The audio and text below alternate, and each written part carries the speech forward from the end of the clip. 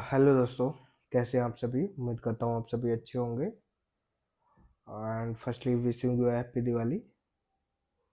और आज का जो टॉपिक है वो थोड़ा डिफरेंट होने वाला है, क्योंकि ना तो आज का इस टॉपिक में अनबॉक्सिंग रेसिपी या व्लॉगिंग से रिलेटेड होगा। आज मैं अपना जो लाइफस्टाइल है, जो अपना जो प्रोफाइल है उसके बारे में थोड़ा डिस्क्राइब करना चाहूँगा। क्या कि आजकल लोग सोचते हैं कि मतलब खासकर स्टूडेंट की ग्रेजुएशन करने के बाद या फिर फार्मेसी करने के बाद आप एक अच्छी कंपनी में आपको जॉब मिल जाएगी। तो क्या क्या चीज़ें आ सकती है सबसे स्टार्टिंग में, तो सबसे पहला यही आएगा कि एज ए फ्रेशर आपको कंपनी लेने में मतलब ये समझाओ ऊपर से एड़ी चोटी का जोर लग जाएगा। और जो कंपनियां आपको हायर करेंगी वो उतने ज़्यादा पैकेज पे हायर करेगी ही नहीं। अपनी थी है फूटी किस्मत। फूटी किस्मत इसलिए है कि भाई सबसे पहले मैंने ग्रेजुएशन कर ली। ग्रेजुएशन करने के बाद भाई फिर अपना कोरोना बाबा आ गया। कोरोना ने ऐसी तैसी मार दी। और फैमिली में मैं अकेला हूँ तो भाई मेरे को सब चीज़ें देखनी पड़ती है, तो इसलिए फिर मैंने डिप्लोमा का कोर्स किया कि अपने पास कुछ ना कुछ इन फ्यूचर के लिए कुछ होना चाहिए। तो उसके बाद फिर क्या हुआ भाई, फ्रेशर के लिए भाई पहले बोल रहे थे कि अरे हम लोग लगवा देंगे, हम लोग फलाना कर देंगे, वो कर देंगे। तो थोड़ा सा सोर्स होता है मेडिकल रैप का भी दूसरे बंदों को हायर करने में। तो उसमें क्या होता है कि वो थोड़ा अपना सोर्स लगाता है कि सर लड़का अच्छा है, ठीक है, काम करेगा, वो करेगा, तो उसकी वजह से भी लिया जा सकता है।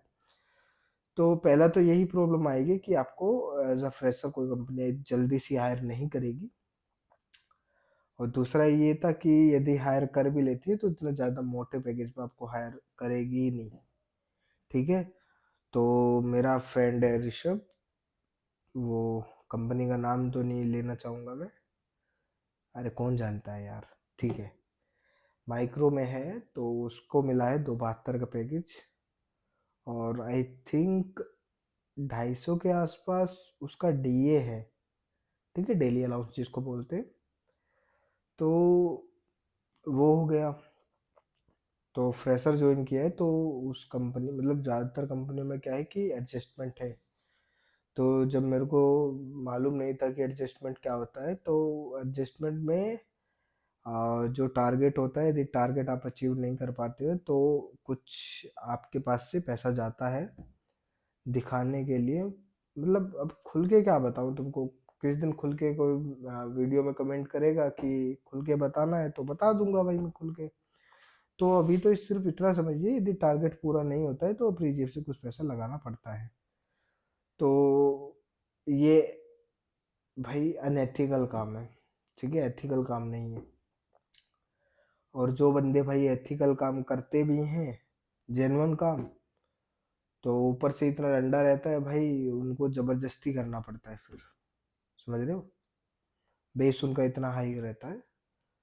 और मैं भाई लुपिन में एज अ लुपिन का मेडिकल एग्जीक्यूटिव काम करता हूँ, गैस्ट्रो डिवीज़न में। और एक्स टोरेंशियल हूँ मैं भाई टोरेंट का, क्योंकि this is my first company and Torrent.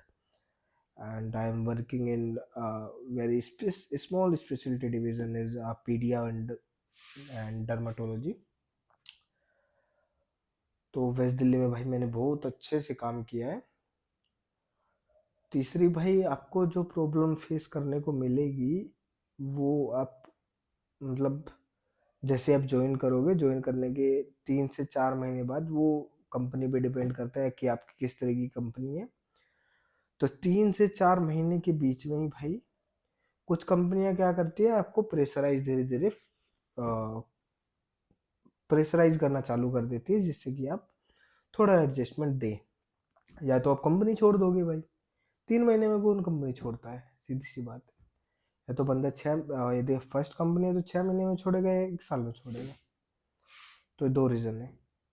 दूसरा फिर मतलब तीसरा जो रीज़न हो सकता है कि कंपनियां का जो, देखो, यदि चाहे कितनी बड़ी कंपनी हो क्या कितनी छोटी कंपनी हो, यदि उसका मैनेजर अच्छा है तो वो कंपनी अच्छी, मैनेजर अच्छा नहीं है तो वो कंपनी बुरी, सीधी सी बात है। और आपकी भाई मंथली रिव्यू मीटिंग रहेगी, रिव्यू मीटिंग में भाई आपको मैनेजर भाई ऐसी ऐसी बात बोल सकता है कि हमको नहीं मालूम है भाई, टारगेट करके दो, हमें ये नहीं, कंपनी तुमको पैसा पे आउट करती है, तो ये चीज़ें होती रहती है। यानी कि सेल्स जो फील्ड है भाई वो प्रेशराइज वर्किंग वाला काम है। यदि आप मेरी तरह हैं, क्योंकि भाई देखो अपने में थोड़ा सहन शक्ति थोड़ा कम है, और जो मैं मानता हूँ गलत है भाई। यदि आप सेल्स फील्ड में आ रहे हैं तो सेल्स फील्ड में क्या है कि आपको इधर से सुनना है, इधर से निकाल देना है। अपने को पता है गुस्सा किस चीज़ को लेके आता है कि साला काम करो फिर भी मैनेजर के सुनो, इसलिए गुस्सा आता है। तो इस गुस्से को कंट्रोल रखना सीखिएगा यदि आप फील्ड में आ रहे हैं।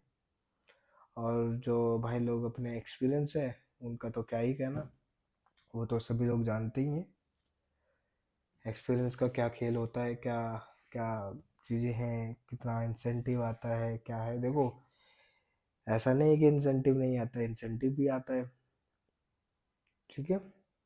वो कंपनी की किसी डिवीज़न के ऊपर डिपेंड करता है कि उस डिवीज़न का टारगेट हो रहा है कि नहीं हो रहा है।